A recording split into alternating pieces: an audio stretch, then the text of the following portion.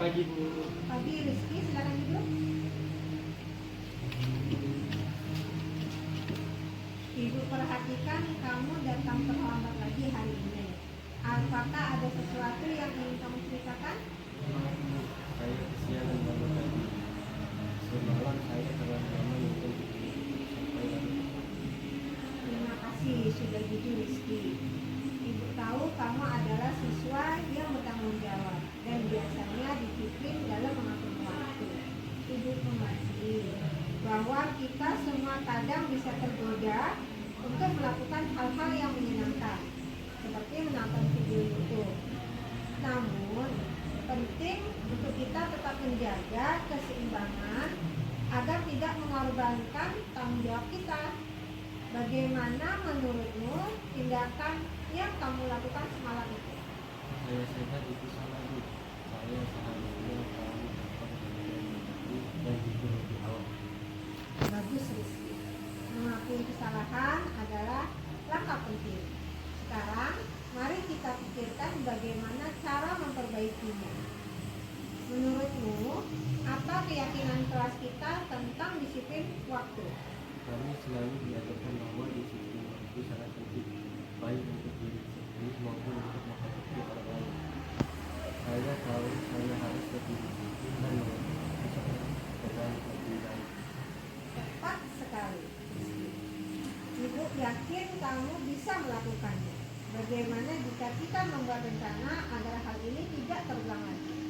Saya akan mencoba menetapkan batasan untuk menentukan waktu dan lebih disiplin. Ibu senang mendengarnya. Ingat Rizky, kita semua belajar dari kesalahan kita. Yang penting adalah mengambil langkah untuk memperbaikinya dan terus berkembang. Terima kasih sudah berbicara dengan Ibu. Ibu percaya kamu bisa lebih baik lagi ke depan. Terima kasih. Saya akan berusaha lebih baik lagi. Maafkan saya kemarin. Tidak apa-apa Rizky. Yang penting adalah kamu sudah mengakui kesalahan dan siap memperbaikinya. Semoga hari ini menyenangkan. Terima kasih Bu. Semoga hari ini juga menyenangkan. Terima kasih Rizky. Sampai jumpa lagi.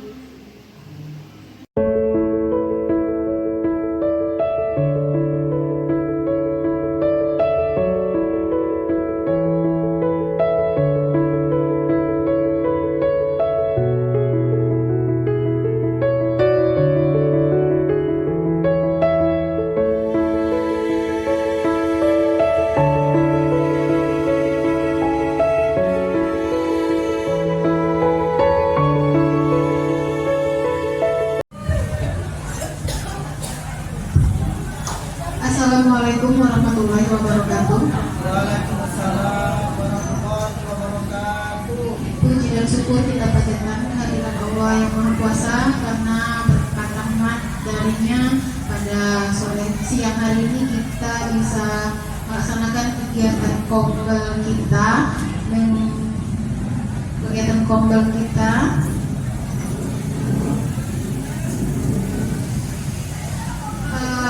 mengenai pemaparan materi desiminasi pemahaman budaya positif. Sholawat dan salam kita panjatkan hadirat Allah Subhanahu wa Ta'ala.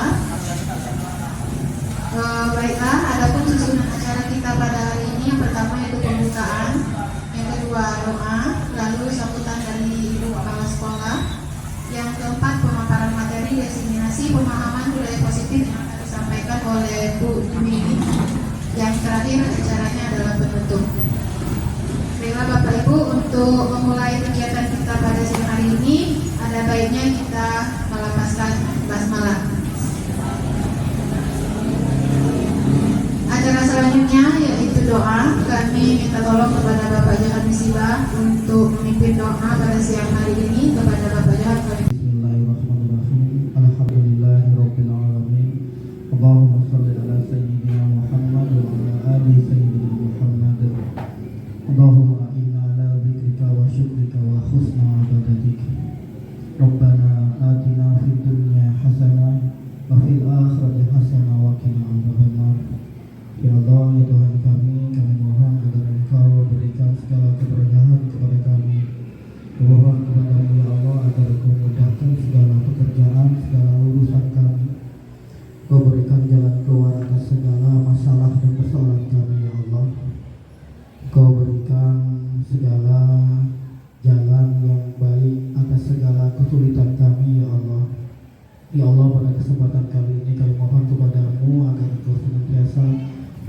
kesehatan kami ya Allah. Jika ada di antara kami, saudara kami, kolega kami yang sakit, Kau sembuhkan ya Allah.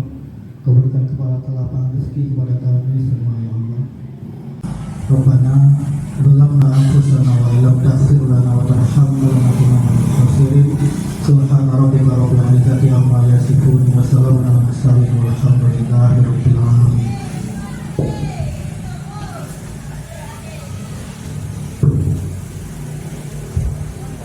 Terima kasih kepada Bapak Johannes Siba.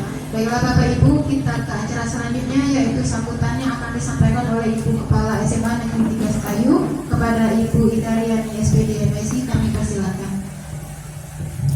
Terima kasih. Assalamualaikum warahmatullahi wabarakatuh. Bapak Ibu sekalian, sesuai dengan jadwal komel kita pada minggu ini pada hari Rabu tanggal 21 Agustus 2024. Alhamdulillahirabbil alamin. Mudah-mudahan acara ini sesuai dengan rencana kita, sesuai dengan tujuan yang mau kita capai.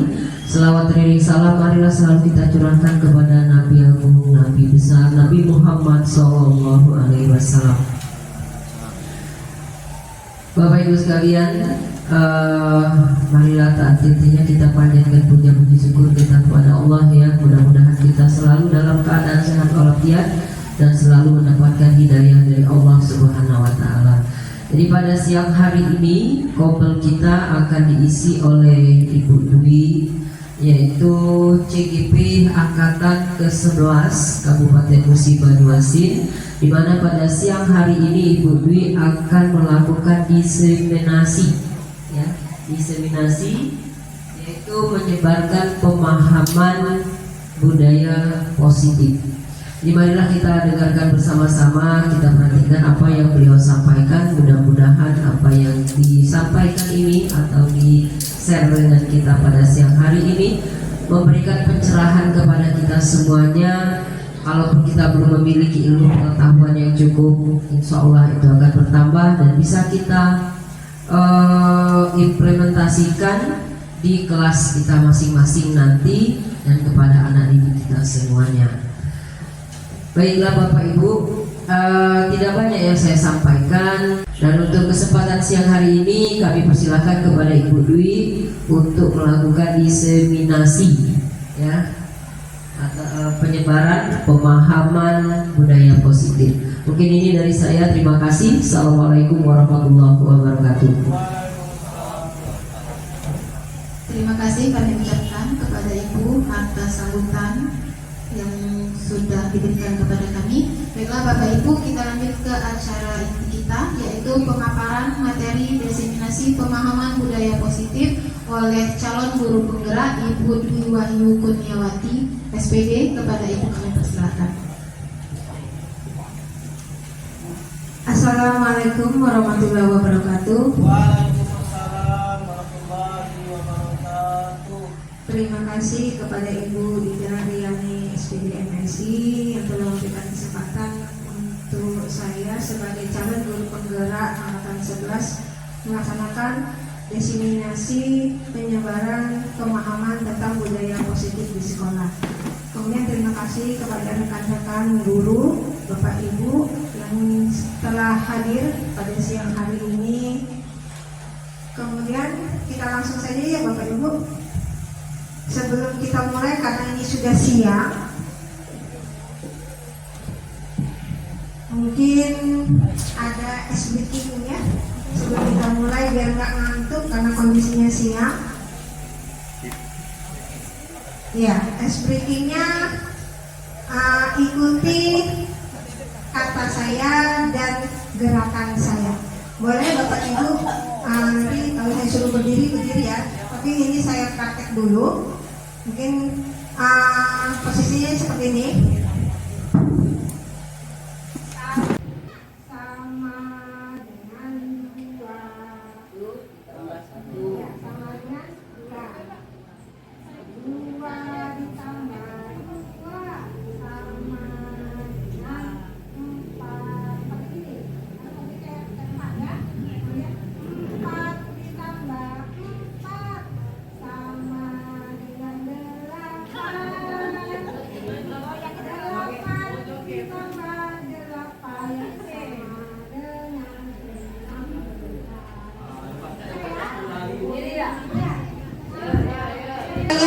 dan gerakan saya, ya, biar nggak ngantuk ya.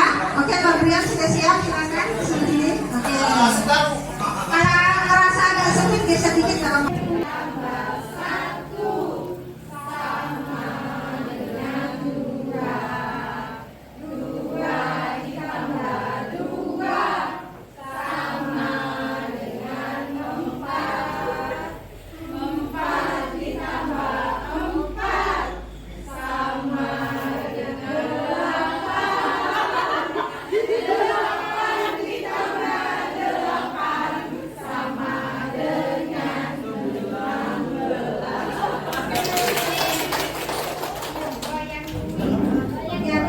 Boleh duduk kembali.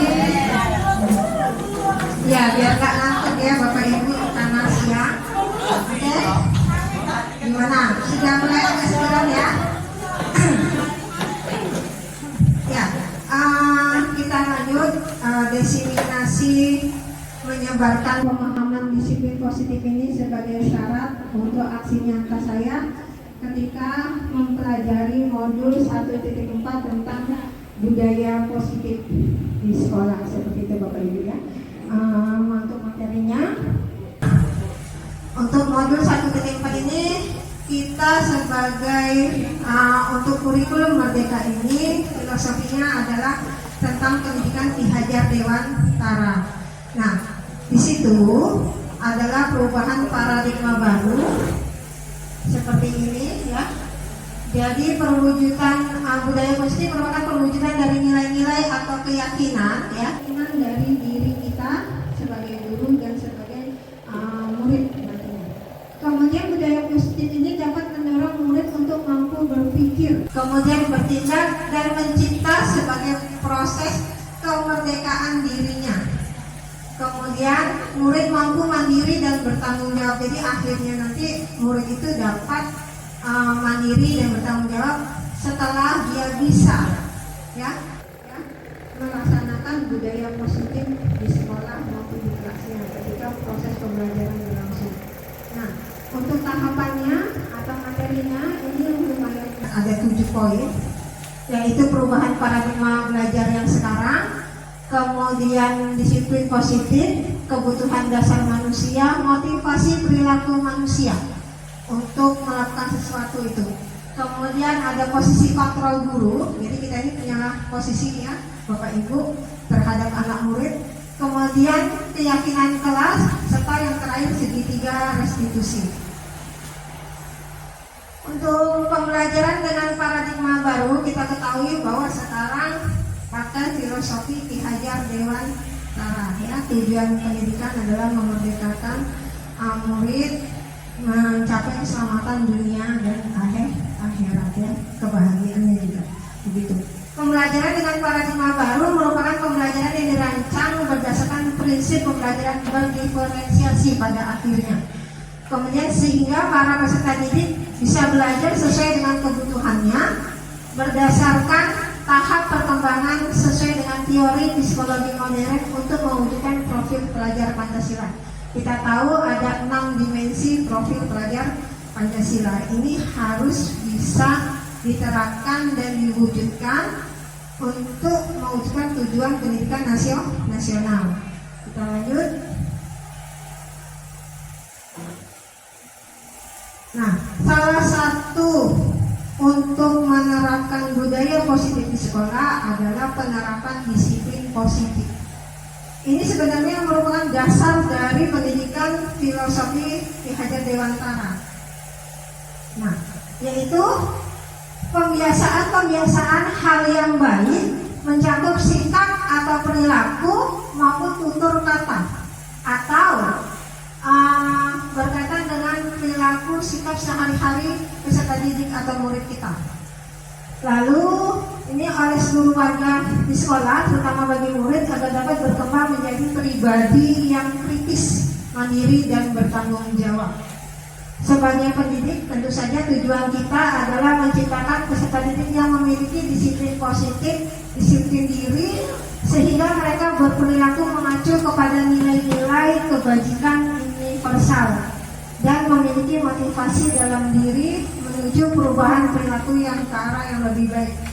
Memang sepertinya kalau kita bicara seperti ini mudah Bapak Ibu ya, tapi sebenarnya penerapannya sulit. Nah, itu adalah tantangan bagi kita sebagai guru untuk menerapkan salah satunya yaitu disiplin positif di kelas.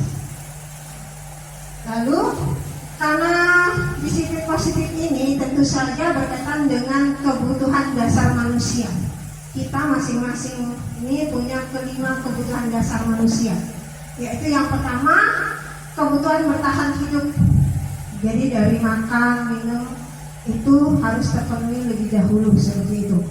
Yang poin utamanya. Kemudian kasih sayang dan rasa diterima.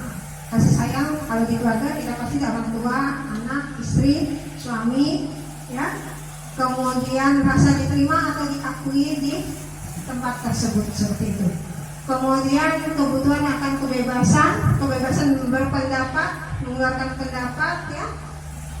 Kemudian kebutuhan penguasaan, pengakuan atas kemampuannya, apa keahliannya, misalnya seperti itu. Lalu kebutuhan akan kesenangan, ya, seperti hobi. Pasti di antara Bapak Ibu punya hobi, walaupun hanya sekedar sederhana, hobinya pasti punya. Walaupun sedikit atau mungkin hanya satu, hobinya misalnya masak. Nah, itu merupakan kebutuhan untuk mencukupi kesenangan diri seperti itu ya. Nah, murid juga begitu Bapak Ibu. Mereka juga punya pemenuhan kebutuhan manusia, yaitu ini contohnya kebutuhan dasar manusia yang bertahan hidup tadi yang sudah saya ungkapkan, mulai dari kebutuhan pokok ya. Bertahan hidup itu kebutuhan pokoknya, mulai dari makanan, pakaian, tempat tinggal, kemudian keamanan dan kesehatan diri. Itu pasti harus terpenuhi lebih dahulu biar kita bisa melaksanakan kegiatan yang lain seperti itu. Lalu kasih sayang dan rasa diterima, diperdulikan, kemudian berbagi, kerjasama, dan menjadi bagian dalam kelompok. Kadang-kadang kan murid di kelas itu ada yang penyendiri Bapak Ibu. Dia tidak mau beradaptasi dengan teman yang lain, alasannya tidak bisa beradaptasi. Sebenarnya bukan seperti itu, tetapi mungkin dia belum memiliki rasa percaya diri. Nah, itu harus kita kuatkan. Jadi biar dia mampu beradaptasi, berkolaborasi di dalam kelasnya. Kemudian penguasaan harga diri. Kadang-kadang kita kalau misalnya lagi emosi suka marah depan teman-teman yang lain. Ini sebenarnya kalau menurut teorinya menurunkan harga diri mereka. Mereka merasa tersakiti seperti itu. Nah, ini yang harus kita hindari. Kemudian memimpin, berprestasi, diakui dan didengar pendapatnya. Nah, kemudian kebebasan ini mandiri. Kita punya rasa mandiri untuk mengembangkan apa potensi yang ada di dalam diri kita. Begitu juga dengan murid. Jadi murid itu punya potensi, tetapi mereka belum bisa tahu atau mencari potensi saya ini apa seperti itu. Jadi itu yang harus kita gali Bapak Ibu dengan kesabaran tentunya ya. Kemudian mencoba hal baru ya. Anak-anak sering ya mencoba hal baru, tetapi mereka kalau belum tahu arahnya, jadi masih bernilai negatif di mata kita Bapak Ibu ya. Sebenarnya itu salah satu pemenuhan kebebasan dia ya dalam hal mampu menemukan hal baru yang asing buat dia.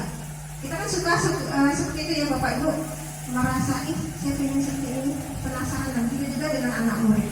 Lalu mampu mengendalikan arah dirinya. Nah, ini yang terjadi di anak murid kita, belum bisa ya, sebagian besar belum bisa mengendalikan dirinya. Dia taunya masih rasa senang seperti itu Bapak Ibu. Kemudian kesenangannya bermain, humor, antusias, dan tertawa. Ini adalah pemenuhan kebutuhan pokok manusia ya, atau kebutuhan dasar manusia. Next, ini posisinya. Nih, ini contoh pemenuhan kebutuhan dasar murid di sekolah. Ini yang saya rangkum, mungkin nanti Bapak Ibu bisa menambahkan ya.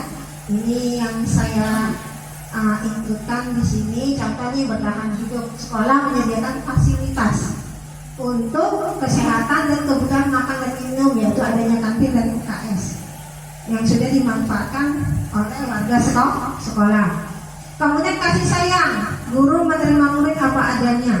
Ya, Kita menerima murid dengan segala kekurangan dan kelebihannya. Lalu kenapa seperti itu? Karena murid itu unik, ya. Satu orang dan yang lainnya pasti ada yang berbeda. Walaupun kembar saja Bapak Ibu, pasti ada yang membedakannya. Walaupun wajahnya sama, tapi tingkah laku mungkin akan sangat berbeda. Bisa dari A, bisa masuk ke Z, seperti itu ya. Lalu untuk penguasaan, murid memiliki kompeten, keterampilan ingin diakui dan mereka belajar mengendalikannya. Iya, tempatnya yaitu misalnya ada kegiatan eskul, ya, itu untuk pengembangan penguasaannya murid biar memiliki kompetensi diri, ya, eskul misalnya pramuka, kemudian baca Al-Quran. Yang perlu kita galakkan adalah menarik minat mereka biar lebih antusias lagi. Itu tugas kita Bapak Ibu. Lalu kebebasan membuat pilihan, bertanggung jawab bagi murid, ya, membuat pilihan. Contoh nih, ada anak yang rajin dengan anak yang malas. Sebenarnya anak itu tidak ada yang bodoh, tetapi tertutupi oleh rasa malas yang lebih tinggi. Akhirnya apa, potensi dalam dirinya nggak keluar seperti itu, apalagi terbawa dengan lingkungan teman-temannya. Lalu dia diberikan kita tugas tanggung jawab nih. Ada yang terlambat, tanggung jawab kamu apa? Seperti itu. Kan menjadi pembelajar, ya, pembelajar jadi pelajar. Itu berarti harus paling tidak datang tepat waktu. Nah, kita timbulkan rasa tanggung jawab dia dari dalam dirinya.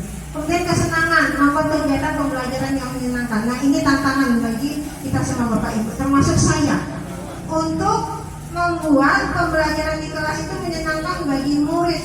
Karena berkaitan dengan keragaman murid tadi, memang agak sulit. Tapi ini ada tantangan kita ke depannya, gimana caranya biar murid itu bisa paling tidak betah di dalam kelas untuk kegiatan pembelajaran yang kita laksanakan. Kemudian ini untuk motivasi perilaku manusia termasuk murid. Jadi motivasi itu ada dua. Motivasi intrinsik atau dari luar, kemudian motivasi intrinsik ya. Nah, yang motivasi ekstrinsik ini yang masih banyak terjadi di sekitar kita, termasuk mungkin diri kita atau saya sendiri ya, seperti itu. Contoh nih, menghindari ketidaknyamanan atau hukuman. Contoh, murid melakukan disiplin diri karena takut dihukum. Misalnya datang tepat waktu.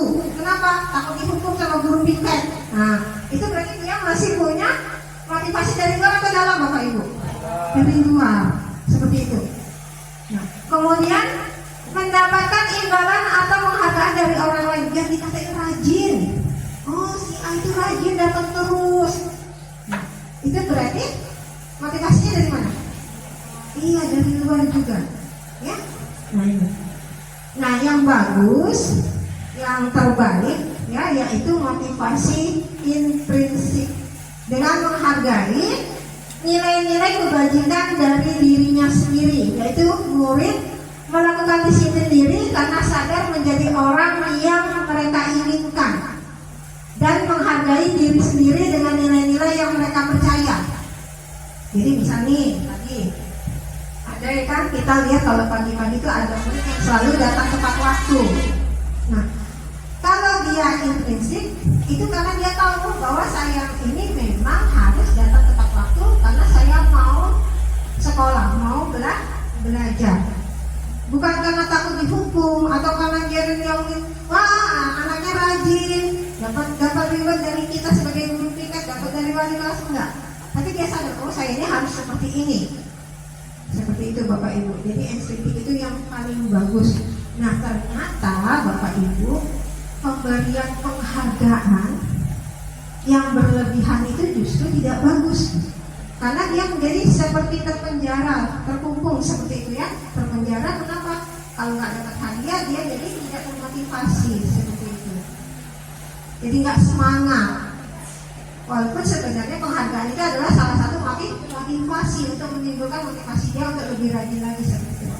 Ini menurut teori Bapak Ibu, tapi sudah mulai dipraktekkan ya Bapak Ibu. Ya, kita lanjut. Nah, Ini untuk hukuman konsekuensi dan restitusi, ya. Jadi kita kaitkan dengan yang tadi, motivasi ekstrinsik dengan motivasi intrinsik tadi, ya. Hukumannya itu gimana nih? Tidak terencana, tiba-tiba. Contohnya guru piket, pagi-pagi ada yang terlambat, hei kamu sini, push up 10 kali. Itu kan tiba-tiba, terencana nggak Bapak Ibu? Enggak, tiba-tiba pada saat itu saja. Jadi tidak terorganisir seperti itu, ya. Lalu murid tidak tahu nih apa yang akan terjadi atau tidak dilibatkannya, nggak tahu dia mau diapain ketika datang terlambat, itu nggak tahu seperti itu.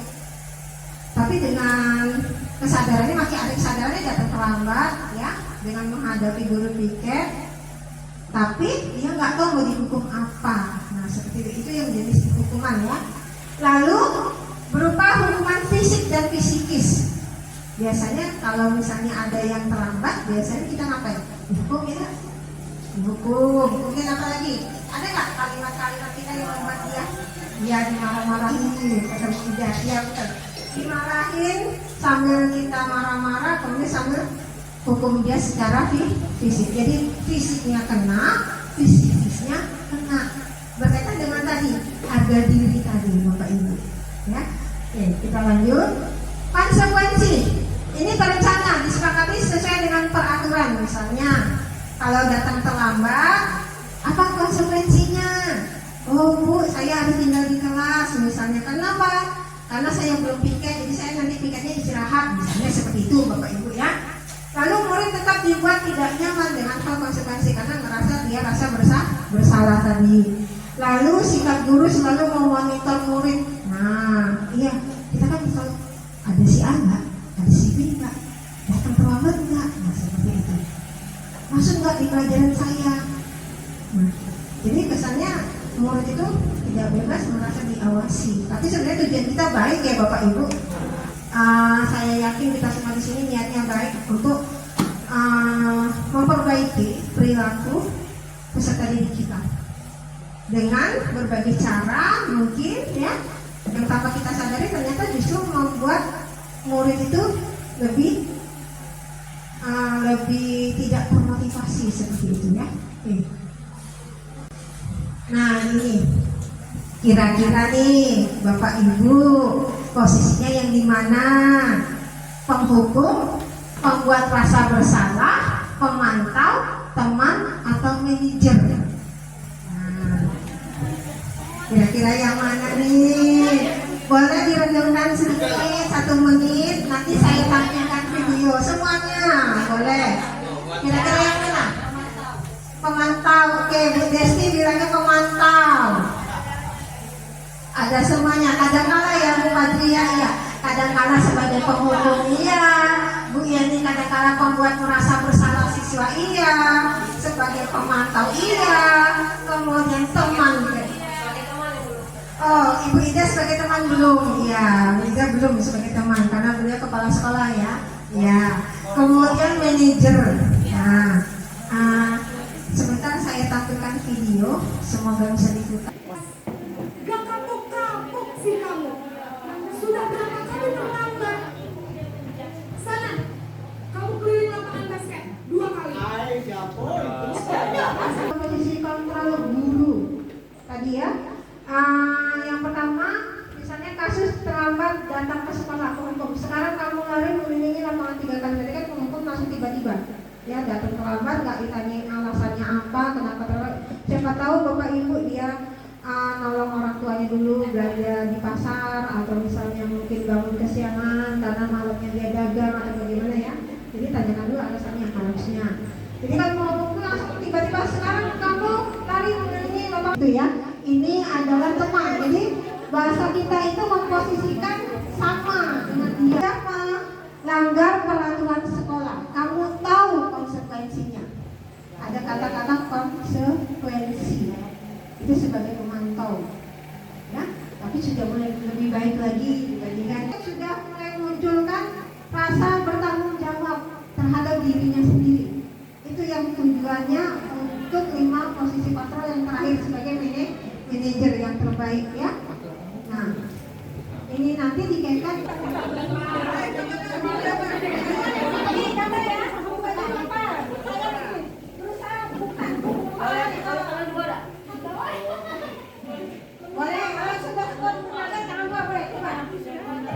Berhadapan-hadapan, nanti hitungan ketiga kita mulai ya.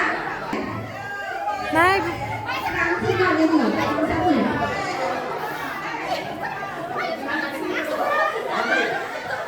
Gimana? Nanti sudah terbuka belum? Makanya yang benar bisa ngomong semuanya jangan sampai terbuka. Iya. Oke cukup. Ya terima kasih. Tepuk tangan untuk kita semua.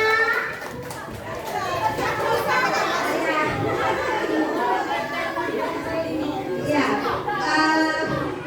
Kalau yang sudah terbuka berarti sudah mengeluarkan tenaga semuanya. Ya. Mengontrol diri orang lain.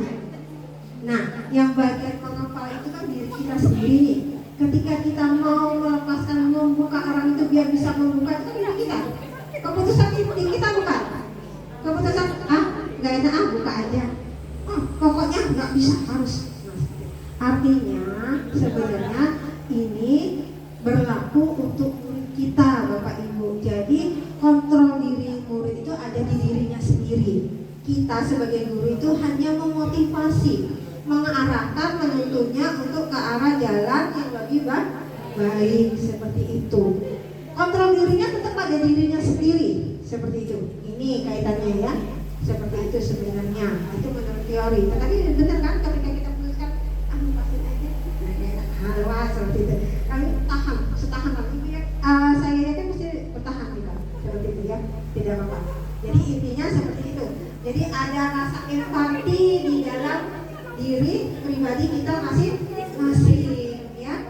Lihat kondisi dan situasi. Nah yang ini yang belum ada di peserta didik kita Bapak Ibu. Taunya senang aja di dalam kelas, nggak tahu di mana kesenangannya itu mengganggu kawannya atau mengganggu proses pembelajaran. Akhirnya kita harus bisa menerapkan budaya positif tadi biar bisa mengarahkan anak didik kita seperti itu Bapak Ibu ya. Oke, terima kasih tadi teori kontrolnya ya, itu namanya teori kontrol Bapak Ibu ya. Oke, penghubung yang lain? Iya benar ya, sebagai penghukum. Nora. Iya benar, tepuk tangan bersama ya kita. Terima kasih Bapak Ibu. Masih semangat ya? Masih? Masih. Oke, kita lanjut lagi. Ada 2 lagi. Kita coba. Memperbaiki masalah ini. Bagaimana kamu akan memperbaiki masalah ini? Begitu ya. Jadi posisi kontrolnya adalah sebagai ini. Kita lihat jawabnya. Kita kunci Bu Mardiani ya. Kira-kira benar atau tidak? Iya benar. Jadi berusaha menjadi manajer ya. Jadi guru itu bukan hanya sebagai guru aja ternyata sekarang. Jadi harus bisa jadi manajer juga. Jadi muridnya ya. Kita lanjut. Nah, yang terakhir. Alasannya di mana memantau?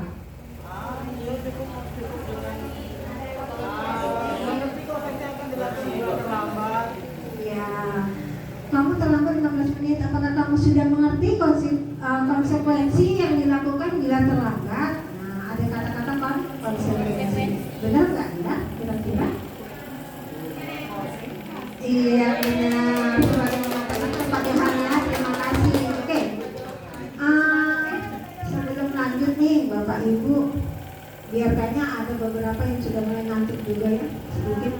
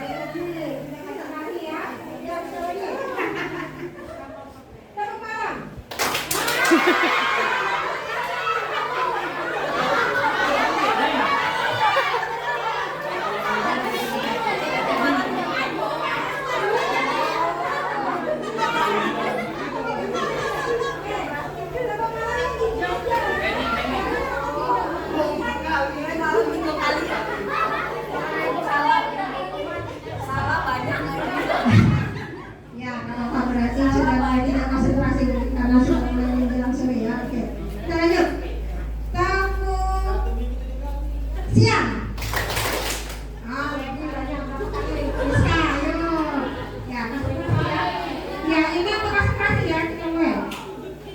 Tepuk pagi. Oke. Tepuk sore. Ya, 3 kali, betul. Tepuk siang, pagi, tepuk sore, tepuk siang, tepuk malam.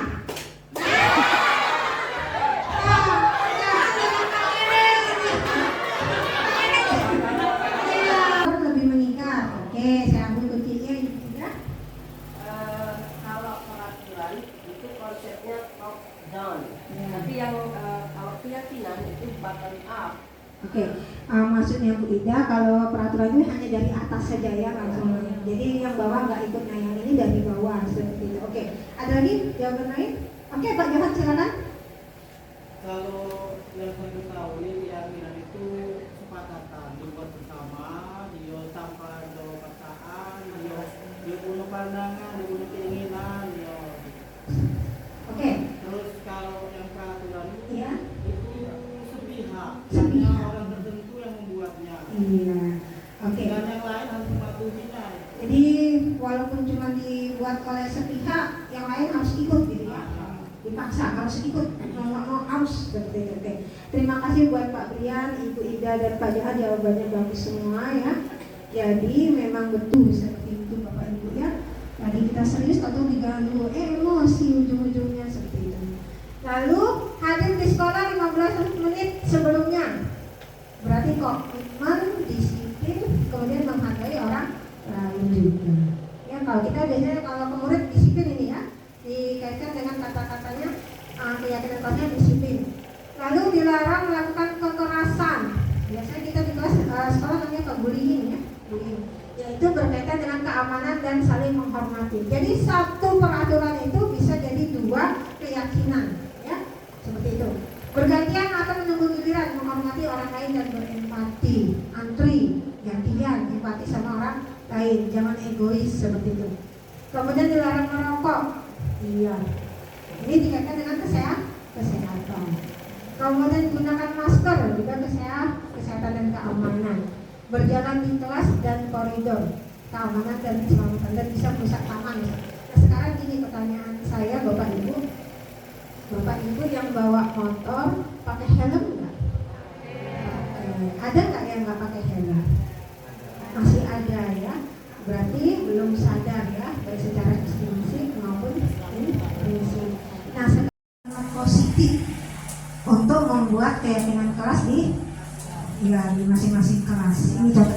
Kata nih, keyakinan kelasnya justru lebih singkat. Ya, contoh. Kembalikan barang ke tempatnya. Itu sebagai rasa tanggung jawab kita. Ketika kita pakai, barangnya harus dikembalikan lagi setelah kita selesai memakai. Itu tanggung jawab munculnya seperti itu. Jadi keyakinannya adalah tanggung jawab. Kalimat abstrak dan universal. Ya. Lalu dilarang mengganggu orang lain. Berarti saling menghormati. Karena ada orang-orang tertentu yang tidak mau diganggu seperti itu Bapak Ibu ya. Tadi kita serius atau diganggu, emosi ujung-ujungnya seperti itu. Lalu hadir di sekolah 15 menit sebelumnya. Berarti komitmen, disiplin, kemudian menghargai orang lain juga. Ya kalau kita biasanya kalau ke murid disiplin ini ya, dikaitkan dengan kata-katanya keyakinan kelasnya disiplin. Lalu dilarang melakukan kekerasan. Biasanya kita di kelas sekolah namanya bullying ya, bullying. Yaitu berkaitan dengan keamanan dan saling menghormati. Jadi satu peraturan itu bisa jadi 2 keyakinan, ya seperti itu. Bergantian atau menunggu giliran, menghormati orang lain dan berempati, antri, gantian, empati sama orang lain, jangan egois seperti itu. Kemudian dilarang merokok, iya. Ini dikaitkan dengan kesehatan. Kemudian gunakan masker, juga kesehatan dan keamanan. Berjalan di kelas dan koridor, keamanan dan keselamatan, dan bisa merusak taman. Nah sekarang gini pertanyaan saya Bapak Ibu yang bawa motor pakai helm nggak? Ada nggak yang nggak pakai helm? Masih ada ya. Berarti belum sadar ya, baik secara prinsip maupun prinsip. Nah sekarang saya tanya, alasan Bapak Ibu menggunakan helm untuk apa? Yakin keselamatan bukan karena wanita ke polisi? Ya, salah satunya ya mengikuti aturan ya kalau lintas berlalu lintas. Sebenarnya peraturannya dibuat untuk apa? Untuk keselamatan diri, sebenarnya tujuannya seperti itu ya. Nah, jadi ini sama seperti itu konsep membuat keyakinan kelas, konsepnya sama seperti kita menggunakan helm tadi ya. Jadi kalimatnya lebih dipertegas lagi. Oke, kita lanjut. Nah ini yang tadi sudah dicontohkan sama saya ya, bahwa keyakinan kelas itu adalah persetujuan yang dibuat bersama antara guru dan murid. Selanjutnya akan ditaati bersama yang bertujuan untuk menciptakan lingkungan belajar yang kondusif. Nah ini keyakinan kelas harus ada beberapa poin abstrak tadi yang sudah saya jelaskan, berupa pernyataan universal ya, menyeluruh. Maksudnya universal di sini adalah tidak membedakan kamu suku apa, kamu agamanya apa, kamu hitam kan biasanya gitu ya Bapak Ibu. Nah, tapi secara menyeluruh yang bisa digunakan oleh murid seperti itu. Kemudian sedikit saja, jangan banyak-banyak aturannya, diringkas ya Bapak Ibu, biar ingat, nggak lupa. Sedangkan yang sedikit aja banyak lupa, apalagi yang banyak seperti ya Bapak Ibu. Lalu sesuai dengan kondisi kelas dan sekolah sehingga mudah diterapkan ya. Kondisikan kelasnya gimana maunya dengan anak-anak, pertama Bapak Ibu wali kelas dan guru mata pelajaran ya. Kemudian semua warga atau warga kelas dilibatkan saat membuat keyakinan kelas dia. Semuanya diikutkan, jangan ada yang tidak ikut, jadi nanti nggak tahu dia. Jadi ini ngomong, bu saya kan nggak ikut, nah seperti itu ya. Ini harus bersama-sama. Contohnya, setiap murid saling menghargai, kebersihan kelas tanggung jawab bersama.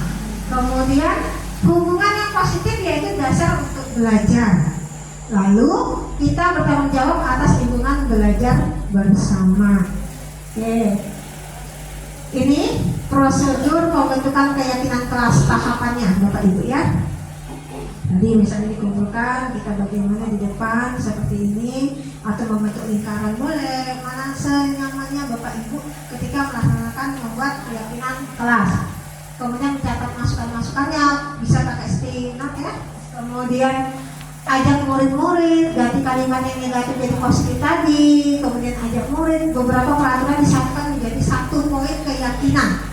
Biasanya 3 peraturan itu bisa jadi satu. Ya, satu ya, keyakinan kelas. Keyakinan kelas ini didasarkan pada yang namanya kata-kata kebajikan atau kebaikan ya, yang bernilai positif. Nah ini ya. Lalu semua warga menandatangani keyakinan kelas. Boleh pakai poster Bapak Ibu, pakai karton, kemudian semuanya tanda tangan kecil di bawahnya boleh. Atau wali kelas dengan ketua kelasnya juga boleh seperti itu. Lalu keyakinan kelas bisa diletakkan di dinding kelas untuk mengingat. Nah ini yang sudah saya lakukan, saya coba melakukannya Bapak Ibu ya. Mulai dari tahapan pertama ini yaitu memberikan pengarahan ke anak-anak apa sih tujuannya buat keyakinan kelas atau kesepakatan kelas tadi. Lalu membagikan kertas warna-warni ya untuk dituliskan satu peraturan yang mau mereka inginkan. Saya maunya gini bu, saya maunya saya hadir tepat waktu bu. Nah ini contoh segitiga restitusinya.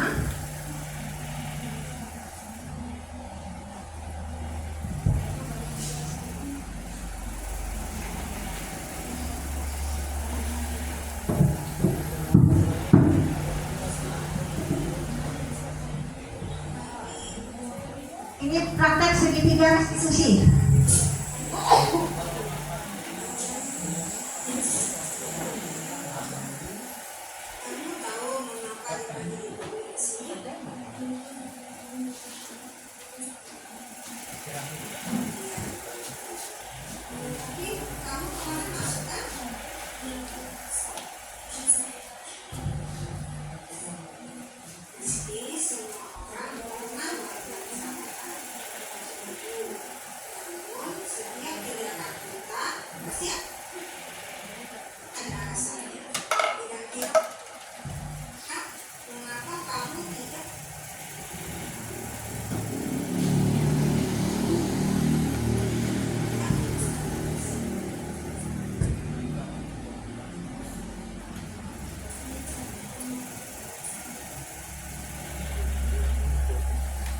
udah capek dan mengantuk Bu.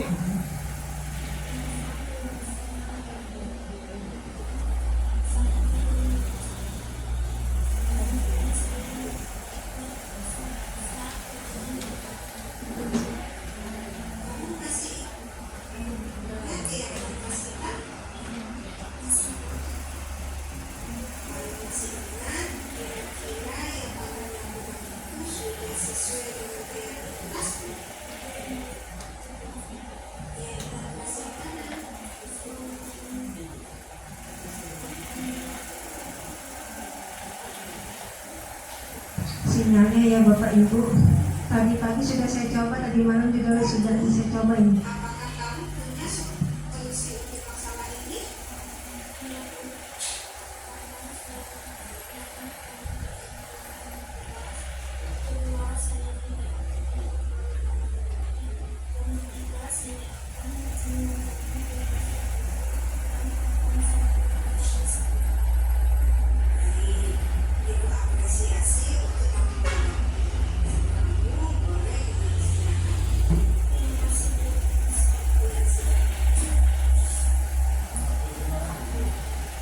Ya, Bapak Ibu, ini saya coba praktek ya kemarin segitiga restitusi yang sebelumnya memang belum pernah saya lakukan. Kita hanya sampai mungkin tahap pertama tadi, menstabilkan identitas, nanya aja, kenapa kamu terlambat? Tapi kita nggak sampai selesai ya.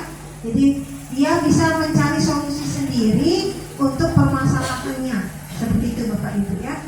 Nah ini contohnya. Kira-kira Bapak Ibu yang di sini sudah ada yang pernah melakukannya? Restitusi seperti contoh di depan? Kalau memang sudah belum, buat nggak apa-apa. Yang sudah sampai tahap mana? Apa hanya bertanya awal saja? Tahap awal? Kenapa kamu terlambat? Bisa jangan diulang lagi ya. Mungkin sampai seperti itu aja ya Bapak. Tidak sampai detail. Jadi tidak sampai membuat anak itu nyaman untuk bercerita sama kita, ya. Nah seperti itu. Oke, kita lanjut. Nah, ini tadi Bapak Ibu. Segitiga restitusi merupakan proses untuk menciptakan kondisi bagi murid agar memperbaiki kesalahan mereka, sehingga mereka bisa kembali pada keyakinan keras dan menumbuhkan budaya positif dalam dirinya sendiri. Jadi kembali ke kawan-kawannya itu dia sudah merasa tenang karena masalahnya sudah diselesaikan dengan cara yang lebih baik lagi. Jadi nggak merasa masuk kelas masuk sini kenapa misalnya kawan saya dimarahin sama murid misalnya. Kenapa dimarahin nggak ngumpulin tugas? Kan jadi membuat anak itu lebih down lagi seperti itu Bapak Ibu. Jadi tidak semangat dia karena ngerasa kan ketika kita melakukan penyelesaian masalahnya tidak menggunakan tahap-tahap segitiga restitusi atau tahapannya baru sampai awal yang tadi yang pertama yang saya tampilkan tadi seperti itu Bapak Ibu. Nah ini untuk tahapannya ada ini ya. Pertama nih kita mungkin di tahap ini Bapak Ibu ya. Setiap orang pasti pernah melakukan kesalahan kalimatnya. Kemudian kamu bukan satu-satunya yang pernah melakukan hal ini. Pernah nggak ngomong kayak gitu? Sama mahasiswa belum pernah. Ya, nggak apa-apa. Kita lihat yang kedua. Kamu tentu punya alasan mengapa melakukan hal itu. Misalnya ada yang berantem nih. Kamu kenapa melakukan hal itu? Mungkin sudah ya, sudah kayak ini. Kalimatnya sudah pernah. Oh Bu, karena si A begini-begini. Nah, seperti itu ya. Lalu, adakah cara yang lebih efektif untuk mendapatkan apa yang kamu butuhkan? Jadi kita itu validasi tindakan yang salah atau yang dibutuhkan oleh murid. Kira-kira nih ada nggak cara yang lebih baik lagi dibandingkan berkelahi tadi misalnya dengan menegur kawannya misalnya dengan yang lebih baik seperti itu. Nah ini kita usahakan dia itu mencari solusi Bapak Ibu ya. Lalu nilai-nilai apa yang telah kamu sepakati tadi? Menanyakan keyakinan kelas tadi itu bisa menggunakan segitiga restitusi dengan 3 tahapan. Yang pertama adalah menstabilkan identitas. Ini kalimat-kalimatnya contoh berdasarkan prinsip membuat kesalahannya. Berbuat salah itu wajar kok. Nah, seperti itu. Lalu tidak ada manusia manusia yang sempurna. Ibu juga dulu pernah melakukan kesalahan tersebut. Maksudku. Jadi memancing anak, misalnya buat masalah sering kesiangan ya, tanyakan kenapa alasannya, kenapa bisa terlambat. Oh bu, saya main game kayak malam. Ya, berarti kamu harus bisa menghargai waktu. Dan semua pernah melakukannya, karena ada kalau main game sampai sekolah terlambat, habis itu apa? Tidur kan? Nah, hanya tidur ya pernah melakukannya dulu seperti itu. Misalnya ya. Jadi ambillah kalimat-kalimat yang bisa memancing anak itu apa ya, identitas dia itu, diri dia itu menjadi lebih baik lagi, seperti itu Bapak Ibu. Lalu di sini ibu tidak mencari siapa yang salah nak, tapi ibu ingin mencari solusi dari permasalahan ini, ya. Jadi kita itu ungkapkan, coba gali, tapi syaratnya Bapak Ibu jangan tempat ramai di kelas, dipanggil berdua seperti itu ya. Misalnya ke ruang BK atau misalnya ke ruang guru, diajak ngobrol berdua dan hati ke hati lah. Jadi di sini posisi kita sebagai manajer mengupayakan murid kita yang bermasalah itu biar merasa dirinya dihargai, ya, diperhatikan. Karena kadang-kadang jujur Bapak Ibu, pernah saya menangani siswa, ternyata dia hanya butuh perhatian kita saja, ya. Ternyata setelah didekati dengan baik-baik, dengan kalimat yang baik, alhamdulillah ada perubahan. Walaupun tidak langsung baik Bapak Ibu, tapi paling tidak pelan-pelan dia sudah berubah. Kan kalau misalnya siswa kita berubah jadi lebih baik, ada rasa senang sendiri ya Bapak Ibu kita ya. Oh alhamdulillah anakku berubah, walaupun hanya sedikit seperti itu. Nah ini tahapannya. Jadi jangan langsung dimarahin Bapak Ibu, karena kita nggak tahu sebenarnya apa yang terjadi sama anak didik kita. Jadi kita harus mulai dari sekarang memahami, mengerti kalau bisa secara individu anak-anak kita itu yang seperti apa dan maunya gimana. Siapa tahu dari yang kita lakukan membuat dia lebih percaya diri dan bisa menempatkan dirinya ketika berada di dalam kelas, ya. Seperti itu. Ini adalah tantangan tersendiri bagi kita Bapak Ibu ya. Nah, terus nih ada kata-kata kamu berhak merasa begitu, bisa nih ada yang berkelahi. Nah ternyata memang berkaitan dengan harga dirinya Bapak Ibu, kan kadang kayak gitu ya. Terus habis itu datang di BK nangis, marah-marah. Kita biarkan dulu dia mengungkapkan isi hatinya dulu. Nah setelah itu kita lihat permasalahannya di mana. Oh ternyata memang harga dirinya yang terkena. Wajar, kita nggak apa-apa ngomong kamu berhak merasa seperti begitu. Berhak, boleh, nggak apa-apa. Tapi apakah dengan hal yang kamu lakukan itu menguntungkan diri kamu nak? Nah kita berikan seperti itu. Jadi kita usahakan dia membuka diri lebih dahulu ya Bapak Ibu. Oke, kita lanjut. Ya maaf ini kayaknya slide tadi tertukar ya. Ini contoh, maaf Bapak Ibu, ini kayaknya slide cara yang salah. Maka kalau Bapak Ibu ungkapkan seperti itu, biar dia tahu bahwa itu harus dipertahankan, tapi dengan yang lebih baik lagi. Yang cara dia tadi salah seperti itu Bapak Ibu. Lalu kamu melakukannya karena mempertahankan sesuatu yang penting bagimu. Harga diri itu sangat penting ya Bapak Ibu. Ya sangat-sangat penting. Tapi kadang-kadang murid itu belum bisa menempatkan untuk mengelola harga diri dia itu posisinya yang bagaimana, gitu ya. Oke, kita lanjut. Nah ini yang tahapan terakhir. Berdasarkan prinsip teori kontrol bahwa pada dasarnya kita termotivasi secara intrinsik diri sendiri. Contohnya, apa keyakinan kelas kita? Pernah nanya gitu Bapak Ibu? Belum? Sudah ya? Biasa itu sudah pernah. Nah, ingat nggak keyakinan kelas yang kita buat dulu apa?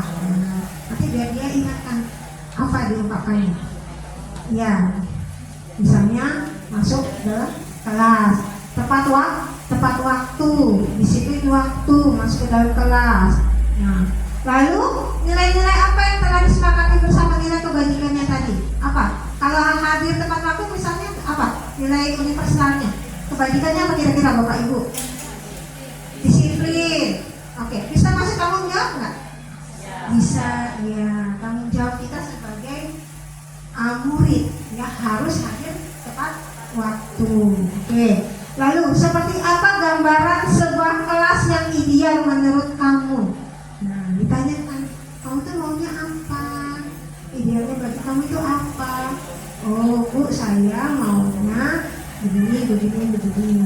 Jadi biarkan dia mengungkapkan isi hatinya, Bapak Ibu. Lalu kamu ingin menjadi orang yang seperti apa nantinya ke depannya? Biasanya kita katakan, kamu nanti ke depannya mau sukses kan? Pasti jawabnya iya, Bu. Nah, kalau mau sukses bagaimana? Berarti saya harus merubah diri menjadi lebih baik. Misalnya masalah terlambat, berarti tidak terlambat lah lagi, lebih bisa menghandle waktu, misalnya seperti itu Bapak Ibu ya. Oke, sampai sini ada yang mau berpendapat? Silakan Bapak Ibu. Ada yang mau ditanyakan? Silakan Bapak Ibu. Atau ada yang mau sharing pengalaman, boleh Bapak Ibu.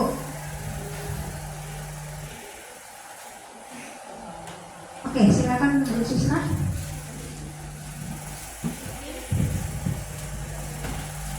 Baiklah, terima kasih atas kesempatan yang telah diberikan.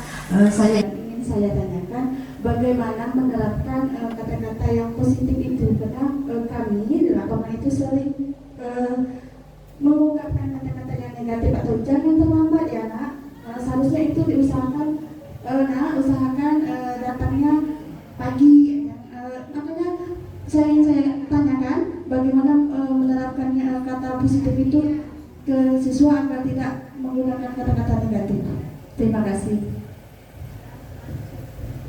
Iya, saya rangkum pertanyaan dari Ibu Susra, bagaimana menerapkan kata-kata positif piket ya, Bu Susra ya?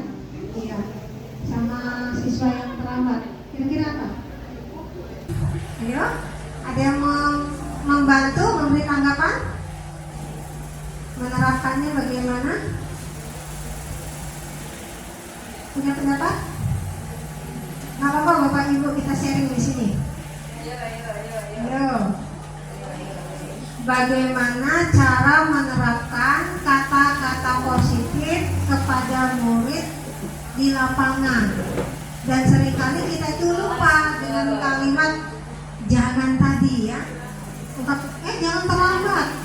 Lebih baik biasanya apa katanya? Kalimatnya lah, istilahnya seperti itu. Bagaimana? Ada yang mau jawab? Iya, kata-kata negatif dihafalkan dulu ya. Ibu ya ini berpendapat dihafalkan dulu Bu. Kalimat positifnya apa? Mimpi lama. Anaknya udah nunggu lama begitu. Apa udah ketemu positif ujungnya jangan terlambat. Nah, lagi keluar lagi jangannya negatif lagi ujung-ujungnya. Ayo, gimana cara menerapkannya? Ya, gimana? Bu April mau mencoba boleh? Ya, siapa yang mencoba? Boleh kalau mencoba? Sebagai guru tingkat juga? Ya, gimana?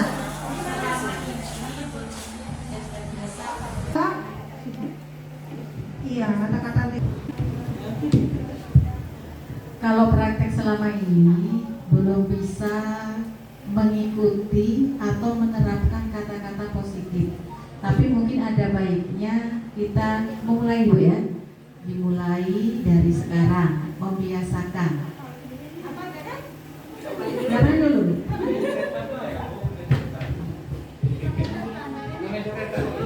Iya, terima kasih kepada Ibu Urip.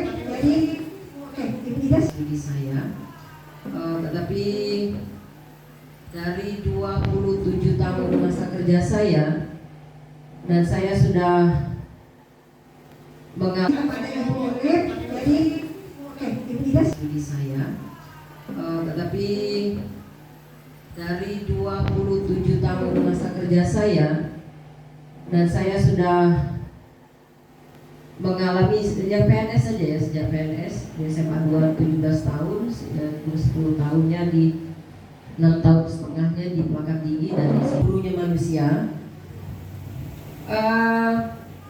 bagaimana menghilangkan kata tidak dan jangan itu kita menggunakan perhitungan energi.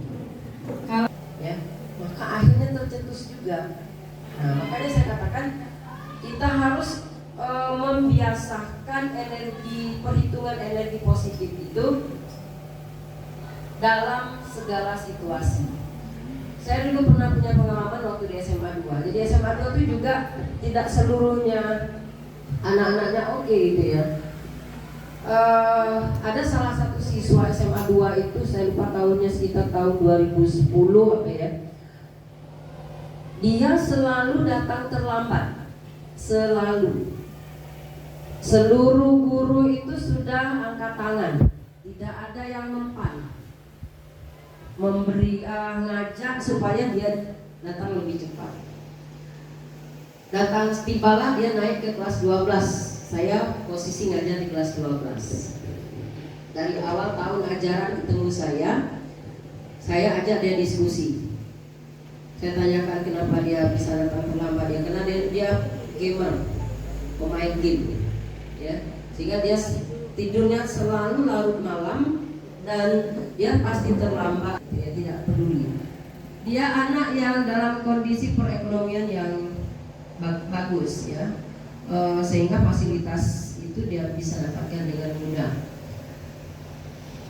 Sehingga dalam jenjang sosial, ibaratnya guru-guru SMA 2 itu di bawah perekonomian keluarganya, dan itu bisa yang menyebabkan dia selama ini merasa menang, ya. Dari situ, dari diskusi berdua dengan dia, saya tahu akhirnya dia kan seorang gamer nih, ya, seorang petarung paling tidak pemikiran. Jadi saya ajak taruhan, ya, panggilannya Acong, namanya Cina, Chow. Maka saya lupa ya namanya, saya nama aslinya sekarang. Chow, sekarang gimana kalau kita taruhan? Taruhan gimana, Bu? Kalau kamu 1 minggu ini bisa datang bersamaan dengan waktu saya datang ke sekolah ini, kamu sudah menang 2 minggu dari saya. Kalau kamu bisa lebih cepat dari saya, kamu menang 4 minggu dari saya. Boleh, Bu, kita coba. Ya. Ini tantangan juga buat saya. Bagaimana saya harus duluan gitu ya. Akhirnya secepat-cepatan. Ya alhamdulillah, dia minggu pertama bisa datang bersama dengan saya. Jadi waktu parkir motor dia selalu di sebelah motor saya. Seret sama. 1 minggu, oke, kamu menang 2 minggu dari saya. Karena kamu sudah bisa 1 minggu bersama saya. Itu saya ungkapkan di depan kelasnya ya dengan rasa bangga, dan dia mengungkapkan rasa senangnya gitu ya, karena dia tidak bermasalah lagi dengan guru-guru lain. Minggu depan saya naikkan lagi. Kalau kamu bisa cepat 10 menit saja dari saya, berarti kamu 4 minggu sudah menang dari saya. Dia bisa melakukannya. Dan sampai dia tamat 1 tahun kelas 12 itu dia tidak pernah lagi datang terlambat. Nah, jadi perlu juga kita memahami latar belakang dia juga gitu ya. Latar belakang dia itu seperti apa. Nah, kita masuk ke kata-kata positifnya itu sesuai dengan karakter dia, sesuai dengan lingkungan dia, sesuai dengan pemikiran dia. Itu bisa masuk. Nah, cuma persoalannya kalau di SMA 3 ini banyak. Hafal ya. Kita biasakan menggunakan kata-kata positif. Saya dulu belajar begini pada saat berdoa. Dulu sering berdoa, ya Allah, janganlah ya Allah, begini. Kan negatif begini.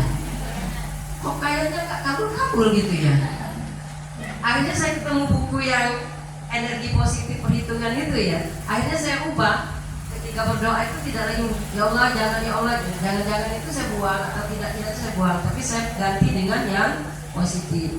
Misalnya, ya Allah, aku mohon ya Allah, hari ini hari yang menyenangkan bagiku. hari yang aku ketemu anak-anak yang baik. Sehingga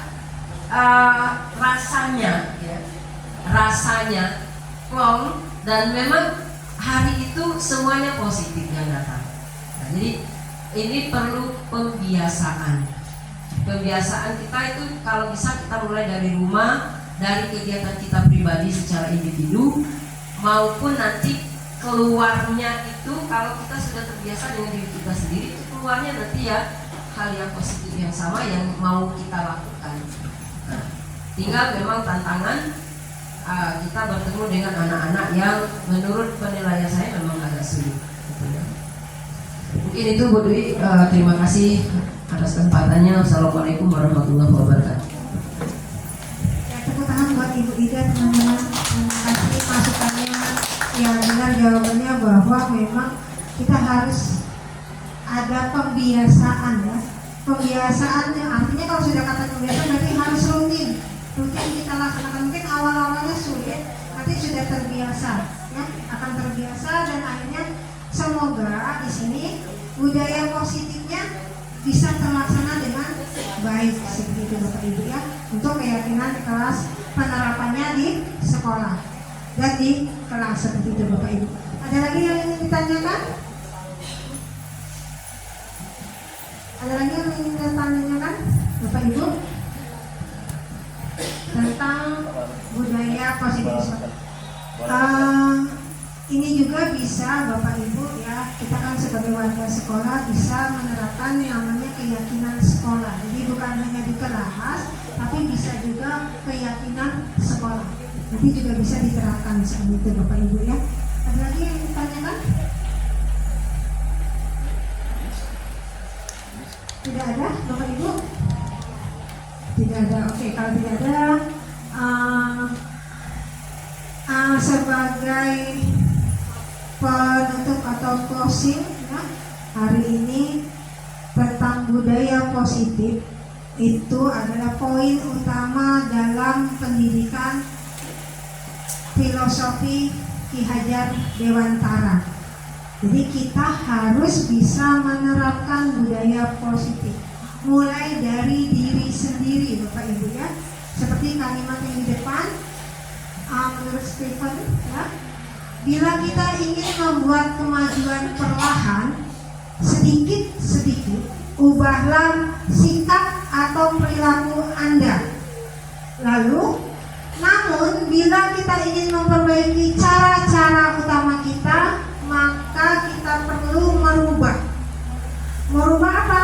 Merubah dari cara acuan atau pikiran ya, pola pikir kita, mindset kita. Berarti mulai dari diri sendiri, baru ke orang lain begitu. Karena apa? Kita melihat dunia Bapak Ibu. Karena di dunia itu banyak sekali hal-hal yang di luar dugaan kita ya. Kemudian ubahlah bagaimana Anda berpikir tentang manusia. Maka ubahlah paradigma Anda, pola pikirnya lagi. Kemudian skema pemahaman dan penjelasan aspek-aspek tertentu tentang realitasnya. Kalau sudah kata-kata realitas berarti kenyataan. Jadi pola pikir kita, keyakinan kita dikaitkan dengan keadaan atau situasi yang ada, misalnya di sekolah kita. Dan ini merupakan memang benar-benar tantangan Bapak Ibu ya. Saya juga mengalami rasa tertantang dengan kondisi murid-murid kita yang kita sama-sama tahu seperti apa Bapak Ibu ya. Ketika menerapkan keyakinan kelas itu benar-benar butuh energi seperti itu Bapak Ibu ya. Oke, mungkin ini saja yang dapat saya sampaikan. Terima kasih atas kehadiran dan kesediaannya Bapak Ibu untuk acara saya ya. Saya akhiri. Wassalamualaikum warahmatullahi wabarakatuh. Silakan Bu Yeni.